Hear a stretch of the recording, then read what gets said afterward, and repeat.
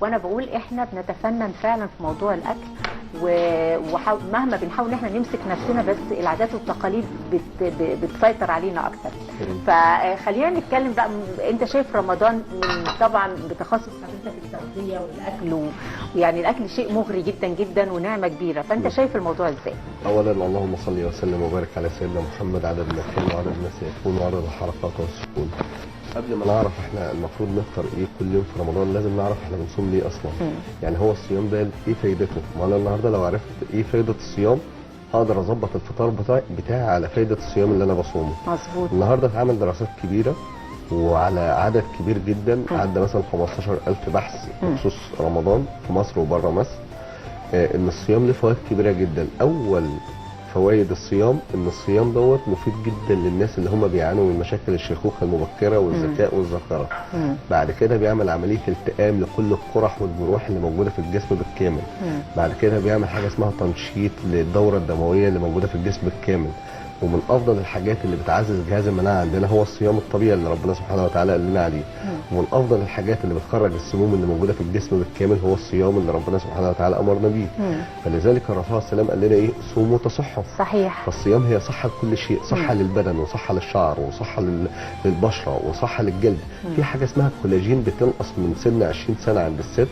والكولاجين دي اللي هي حاجه كده بتشد من البشره او من الجلد، فبالتالي بيحصل تجاعيد بعد كده وحاجات زي كده. الصيام ده الحاجه الوحيده اللي بيرجع الكولاجين لمكانها الصحيح مره ثانيه. الصيام مفيد جدا كمان عشان خاطر السائل بالخلايا، وخصوصا للناس اللي هم بيعانوا من مشاكل الغضاريف او المفاصل او الخشونه. كمان الصيام مفيد جدا للاوتار والاربطه. كمان الصيام مفيد جدا لترويج الشعر بالكامل. كمان مفيد جدا للبشره وترطيبها وجفافها. الصيام ممتاز لكل حاجه.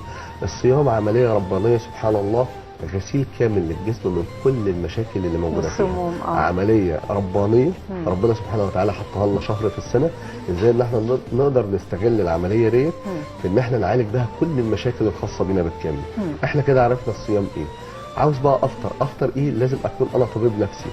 بمعنى ان كل واحد او كل اسره عنده مشكله غير التاني. واحد عنده نقرس، واحد عنده املاح، واحد عنده مشكله في القلب، واحد عنده مشكله في الضغط، واحد عنده مشكله في السكر، واحد عنده مشكله في الجهاز الهضمي، واحد عنده مشكله في التنفس، واحد عنده مشكله في الحساسيه الجلديه، مجرد انه ياكل حاجه يصاب بيها.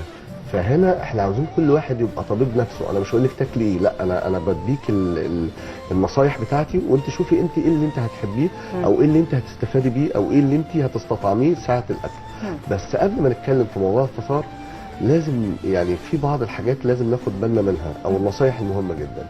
مثلا اللي هي العادات والتقاليد اللي هي موجوده عندنا في الشعب المصري من مئات السنين دي لازم نستغنى عنها شويه. اللي هو مثلا ايه؟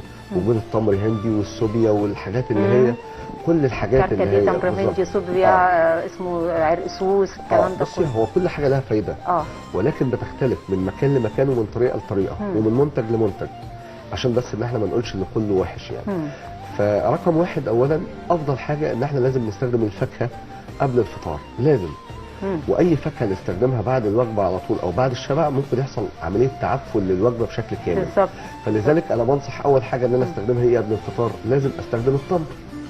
يعني انت هنا حضرتك قلت الفاكهه اللي هي متمثله في التمر على السنه. هنستخدم التمر وليكن انا هديكي كذا حاجه وانت كذا حاجه تمام. ولكن اول حاجه ايه اللي هي السنه اللي الرسول صلى الله عليه وسلم قال لنا عليها؟ التمر باللبن بقى يا دكتور؟ لا انا عاوزها لوحديها زي ما الرسول صلى الله عليه وسلم قال لي عليها لوحديها. في ناس تقول لك التمر باللبن. لا انا عاوز التمر ده بدون اي حاجه مضاف عليه خالص. تمام. هاخد التمر دوت وليكن عدد فردي واحدة او 3 او 7. بالظبط. تمام. مريض السكر برضك مش في مشكله عندي انه ياخد تمر خالص. وعلى فكره عدد 100 جرام من التمر صافي خالي النوى بيديك تقريبا 250 سعر حراري. وان التمر اصلا السعرات الحراريه بتاعته قليله ده طبيعي، والسكر بتاعه احادي. وان التمر اكتر حاجه فيها نسبه الياف عاليه جدا. يعني مثلا ال 100 جرام تمر فيه وليكن 8 جرام الياف، وفي فوق ال 7 جرام بروتين، وفي كربوهيدرات، في نشويات، في حاجات جميله جدا. التمر ممثل غذائي كامل. ولذلك ابن سينا قال ايه على التمر؟ وابن القيم قال ايه على التمر؟ قال القليل منه دواء والكثير منه غذاء. صحيح. اقوى مكمل غذائي للجسم هو التمر، فعلا. والقليل منه دواء ان انا بستخدمه، ان هو اول حاجه انا بستخدمه ما بيحصليش امساك لانه كله الياف، ما بيحصليش مشاكل في المعده لانه هو بيعمل التئام للقرح والجروح والمشاكل دي كلها. في نفس الوقت مفيد جدا للناس اللي هم بيعانوا من مشاكل الربو والحساسيه الصدريه.